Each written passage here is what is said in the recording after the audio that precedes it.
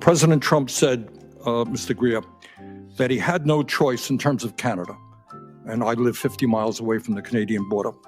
He had no choice but to bypass Congress and to impose an emergency 25% tariff on Canada to stop, quote, the massive, end quote, amount of fentanyl and, quote, the millions and millions of undocumented immigrants coming from the northern border. Unfortunately, that's a lie. The truth is that the U.S. Customs and Border Protection reported just 43 pounds of fentanyl was seized at the Canadian border last year, representing just 0.2% of the total. Further, he said he talked about millions and millions of undocumented immigrants coming from Canada. In fact, last year there were 24,000 people, not millions and millions. First question, really, we can argue about tariffs, but why does the president have to lie all of the time in order to make his point?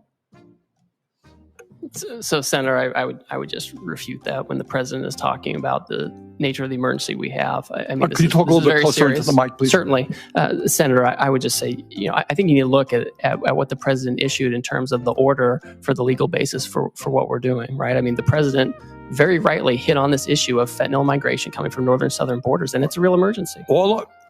Drugs are a real emergency. 0.2%. You can then argue illegal drugs come from every country in the world. If you declare that as an emergency, you're giving the president of the United States unbelievable power.